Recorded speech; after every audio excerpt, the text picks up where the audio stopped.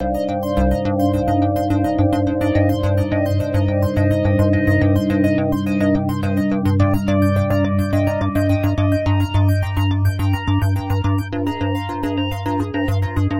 complexe de la langouste. Qu'est-ce que ça vient faire dans le management? Eh bien, très sincèrement, si vous regardez un peu autour de vous et si vous vous regardez un peu dans le miroir, comme moi ça m'arrive, ben vous verrez et vous aurez sans doute identifié qu'il y a beaucoup de langoustes dans les entreprises, c'est-à-dire ces animaux qui sont constitués d'une carapace à la place d'être l'animal qui aurait une colonne vertébrale. Parce que la langouste, c'est sa carapace qui lui sert de colonne vertébrale.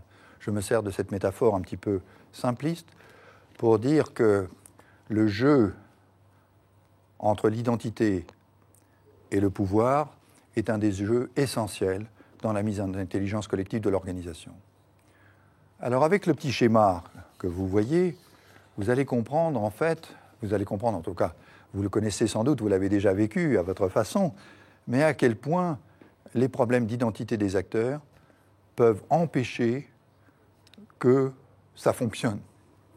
Si nous voyons les 7 niveaux que l'on indique, on va observer la plupart du temps que dans une réunion, il y a souvent un agenda assez explicite, disons le niveau opérationnel, que j'ai mis le niveau 3. Et ce niveau opérationnel, niveau 3, qui est le sujet de la réunion, qui est le sujet du travail d'équipe, qui est le projet que nous avons à mener, etc., eh bien en fait, au lieu d'en parler directement, au lieu de résoudre et d'apporter des solutions, on se chamaille, on ne s'écoute pas, on est dans des discussions au lieu de dans des dialogues, etc. Pourquoi ? Alors, à force de me trouver d'une façon récurrente dans ces situations-là, dans des séminaires, justement, même parfois, il fallait une journée avant qu'on puisse aborder le vrai sujet, je me suis rendu compte qu'il n'y avait pas un niveau de réalité, un niveau d'enjeu, il y en avait toujours 9, et que ces niveaux étaient totalement interactifs. Représentons-nous progressivement ces différents niveaux. Le niveau 1, c'est le niveau inconscient. Alors évidemment, ce n'est pas celui auquel on a accès en premier. Et pourtant, c'est souvent celui qui conditionne tout le reste.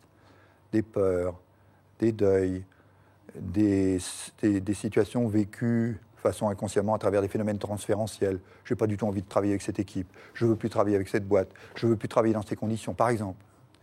C'est inconscient, ça n'a pas été explicité. Et même la personne s'en défend, parce que non, elle est un être rationnel, etc. Et peut-être que va émerger le niveau conscient, c'est-à-dire, tiens, cette personne-là, on n'est pas d'accord, et puis j'ose pas lui dire parce qu'il va se fâcher, ou bien il m'énerve, ou bien on tourne autour du pot, on devrait aller plus vite. Enfin bref, je vis des émotions, entre guillemets négatives souvent, et qui fait que je ne suis pas attentif et que je ne suis pas dans une attitude de contribution positive.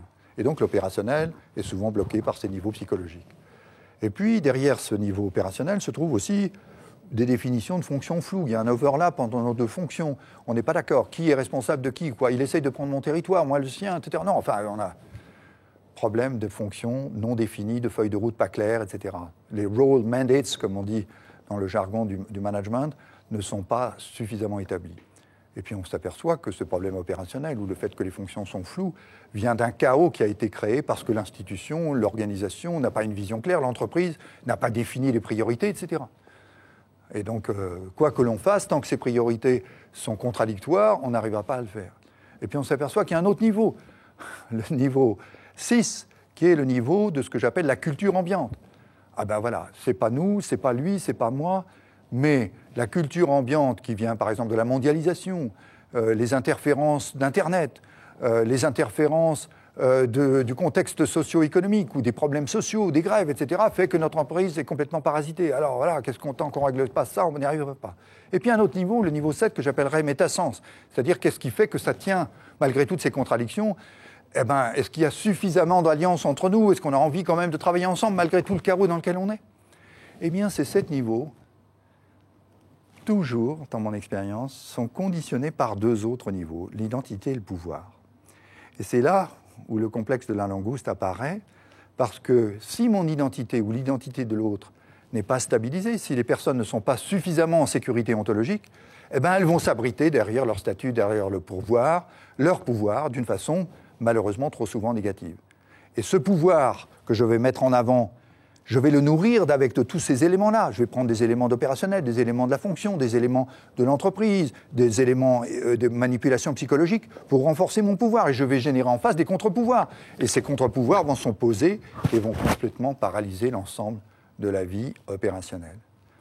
D'où la nécessité d'identifier derrière les problèmes du pouvoir les besoins identitaires de la personne. Et si nous arrivons à rétablir l'alliance des princes, dans un certain degré, si nous arrivons à rétablir chez le responsable sa sécurité ontologique, il va pouvoir vivre les paradoxes tout à fait différemment. Il ne sera plus en compétition pour vouloir montrer qu'il est plus compétent que les autres. Il ne sera moins avide du pouvoir de son territoire sur le territoire des autres, etc. Et il pourra mettre toute son énergie, l'énergie de son prince, l'énergie de sa compétence, dans un pouvoir qui est au service et non pas pour lui. Alors tout ça est ambigu et paradoxal, parce qu'il faut quand même exercer son statut, il faut savoir dire non, etc. Je n'ai pas du tout une vision angélique de ces choses-là. Mais notre problème, justement, de l'incarnation dans l'entreprise de tous ces phénomènes repose fondamentalement sur la qualité et la sécurité, la confiance qui existe des acteurs en eux-mêmes et la confiance qui existe vis-à-vis d'eux-mêmes. Et à ce moment-là, l'identité positive, moi je l'ai vu avec des dirigeants, qui créent les conditions d'une coopération mais extraordinaire. Moi j'ai vu dans des équipes des gens qui disaient « mais on se battrait, on se ferait tuer par notre patron, il nous demande ça, mais a priori on est d'accord parce qu'on lui fait confiance ». C'est extraordinaire quand on arrive à vivre ça. Alors évidemment, ça peut être l'objet de manipulation, de déviance de toutes sortes, mais si c'est vécu d'une façon éthique, si c'est vécu par des acteurs qui savent se confronter et qui savent s'auto-réguler, on vit des expériences absolument extraordinaires, des expériences de sens commun, des expériences de réalisation commune, des expériences de joie partagée, d'être ensemble, de vivre une vie d'équipe, c'est extraordinaire.